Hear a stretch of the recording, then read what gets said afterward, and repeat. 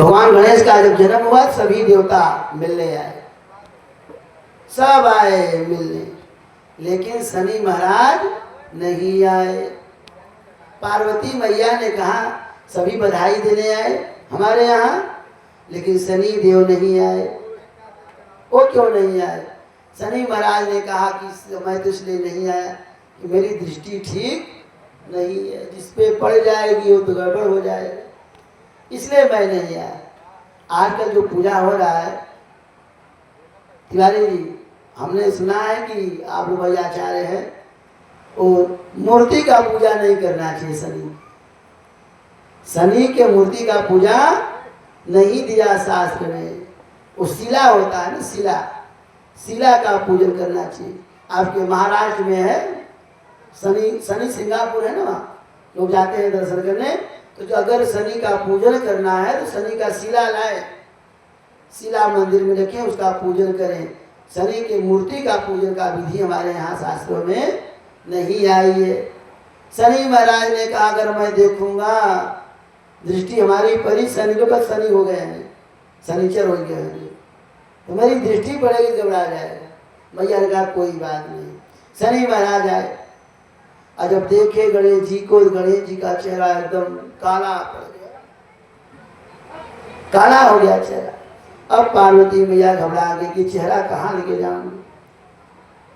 तब उधर एक दिन रखवाली पे रखी नहीं, रक्षा करने के लिए मां स्नान कर रही थी, बाबा विश्वनाथ जी आए, दोनों में युद्ध हुआ और भगवान ने धड़ को काट दिया। और जब काटा गया तो वही धड़ चंद्रमा को दे दिया गया। चंद्रमा जी के पास कलश है अमृत का, उस अमृत के कलश पर उनका सिर रखा गया।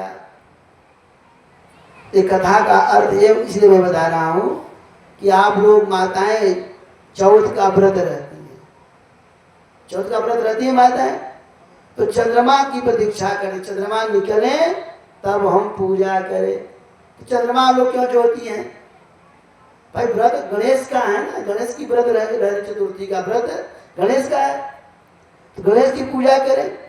तो रात में क्यों पूजा कर रही है? चंद्रमा को आप लोग प्रतीक्षा करें, चंद्रमा निकले तब पूजा करो, इसलिए चंद्रमा की प्रतीक्षा की जाती है। इसका रहस्य जानिए कि जो सर कटा था किसका, गणेश जी का, वो चंद्रमा को दे दिया गया था, और चंद्रमा जी अपने अमृत कलश पे उसको रखे।